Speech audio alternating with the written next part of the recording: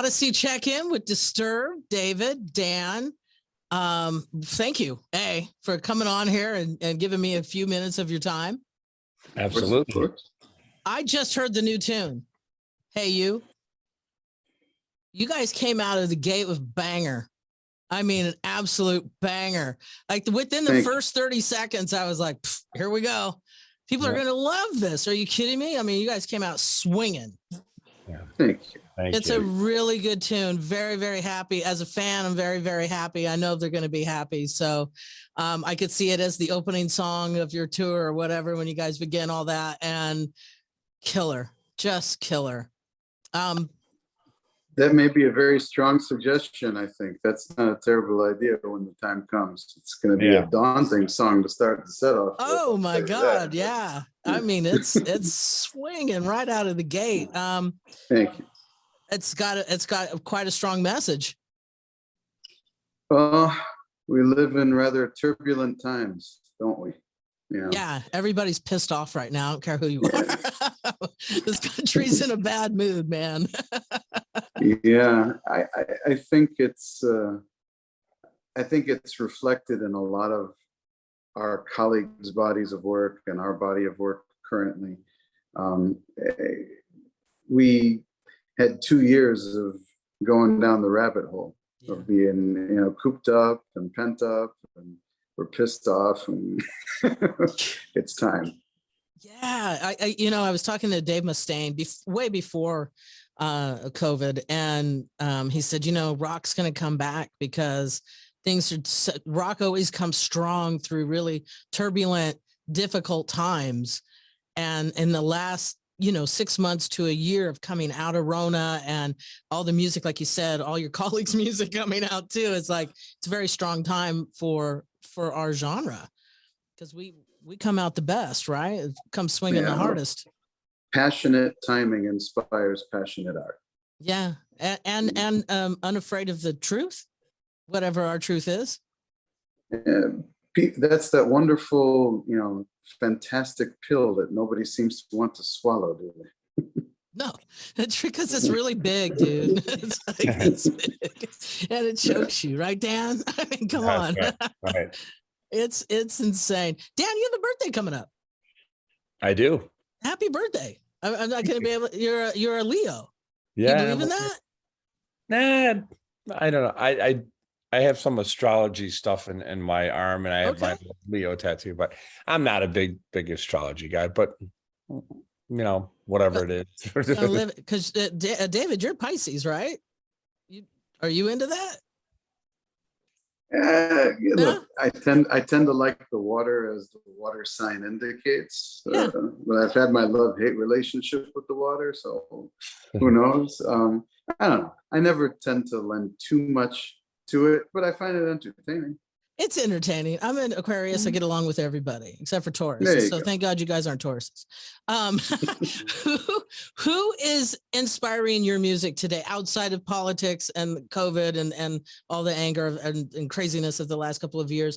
Musically, we know who inspires us when we're younger and we're beginning.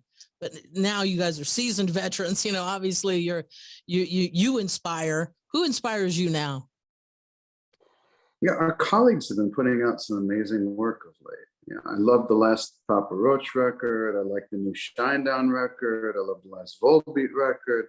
I like a lot of the young ladies in rock who have really started to be a very dominant force. The girls in Plush, the girls in The Warning.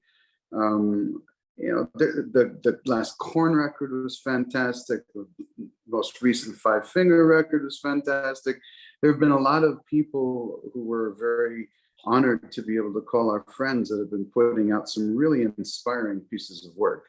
But truth be told, I mean, the ones who inspire us most musically are one another. We're very blessed to have one of those rare musical unions that you very rarely find in existence at all. And it's just very nice that when we know that when we do finally get back to the table together and we finally do get back in front of each other, that it is very effortless and very enjoyable each and every time. Dan, do you find it as you guys have gone, you've been together a long time, that is true because of understanding each other as people, because it's such a long-term relationship? It's just becomes like a therapy session for us. We're able to, the bond, especially between David and I, it's for me to, just express myself musically and emotionally, and for him to rap melody around that and just complement what we're both doing. It's just a special bond. There's like David mentioned, we feel that we're just that songwriting team, that we're able to express ourselves and put our heart on our sleeve and talk about real things that have affected us in our lives. And it's, I think if you're honest and you put it out there, you realize how many people can connect to those same types of subject matter. Especially, again, today, now everything is so deep and heavy and thick, more so than ever. And we're so, like I said, angry and or upset or passionate about whatever it is. Do you find, have you ever had any get off my lawn moments lately? Oh, I have. Oh, I yeah. did. I recently said something about these kids these days, and then I stopped myself. I was like, whoa, don't do that. Have you found Oh, yourself yeah. in any of that? Like looking back at Oh, that, going, every day with my yes. kids. Every day. It'll be like, how do you like this? Why do you do that? Are you into this? And like, back in my day, we didn't used to blah, blah, blah. Hey, every single day, for It's sure. crazy, isn't it? Yeah. It's Yeah, I've crazy. become the bitter old man I didn't ever expect to be. Hey man, Yeah, I get go ahead, Dan. I got a couple years on David too, so I think I've been crabbier a little bit more than he has. But I have those moments of going in the grocery store. I'm old school of holding the door for people, and then when somebody doesn't say thank you, I'm like, what the fuck? It's not my job to hold the door. I'm trying to be polite, and you can't acknowledge that. I get crabby like that. That's great. During COVID, we had to learn. I mean, I know my life changed heavily. And I had to kind of rethink where I'm at and what I do and what I can do. Did you learn anything about yourself during the pandemic, like a new skill, or, something about yourself that you just didn't know until this kind of sat and forced you to sit in the middle of something like this Rona I situation? learned to have greater appreciation for the teachers of America than I ever had before in my life. Yeah. And to know that I do not have the patience, or do I have the discipline to be able to be a teacher in my own right to my kid. I'm very glad that there is such a thing as school, that it is back in session. Homeschooling was tough. Yeah,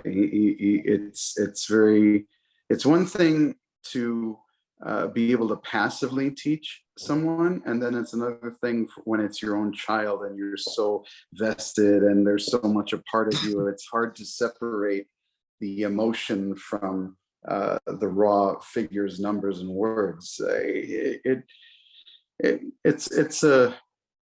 It taxed everybody. I think that was one way, but I think the pandemic and these past couple crazy years have taught me to appreciate our ability to somewhat, at least, get back to a quote unquote normal life.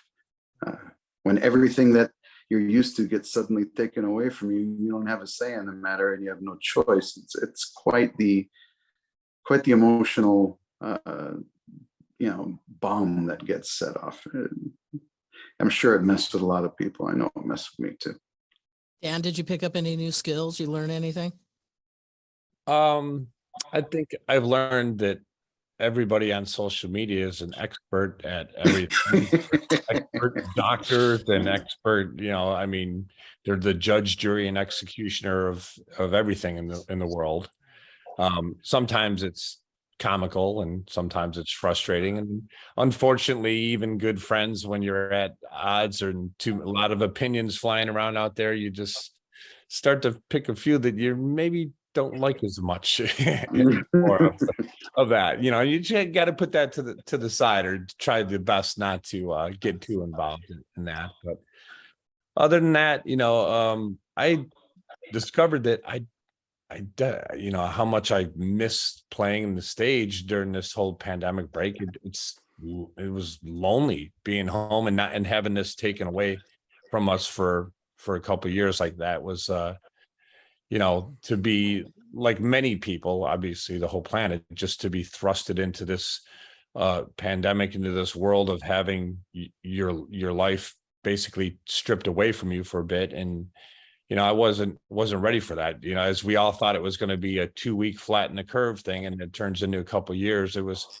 for me personally, it was hard to be away from everybody, because me and the rest of the band guys, we all live in different states. So it took a while before we even seen each other again. You know, these guys are family to me. You know, it's hard to be away from everybody that you're used to being surrounded by all the time. But you know, we're getting it back. So we're slowly, you know, Thank God. returning. The machine is running again, and Yeah. you know, so Back on the road. I know you guys are going to be in incarceration in Ohio in a couple of weeks. That's cool, man. Looking That's the forward to Shawshank Redemption prison. We're all about it. We're all about it. We like. really. Yeah, that's the prison they shot the movie in that you guys are going to Oh, be get playing in out. front of. I had no idea. That's awesome. Yeah, dude, that thing's going to be smoking hot. Like the backdrop of that festival is that prison. How cool is that? I really want to go. So I see that you guys are back on the road. Obviously, this new tune, "Hey You," is just phenomenal. The digital age have made you think about how to put out music differently, David. Is that correct? Oh God, there's so many things. Yeah. The digital age, people's quickness to consume. You know, the speed of consumption, the rate of consumption, the rate of burn. You know, people get bored with things quickly too. People's attention span shrinking more and more. But beyond that, I mean, like Danny said, we were just starving to get back to what we do, and we were very eager to put this group of material, which we feel so very, very good about. I mean, "Hey You" is the tip of the iceberg in this whole situation. It's definitely a very loud and proud introduction to the record, but there's a lot more to come that I think people are going to be really blown away by.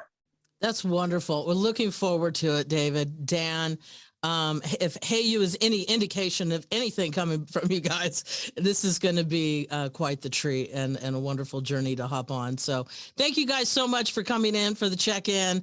Can't wait to see you on the road.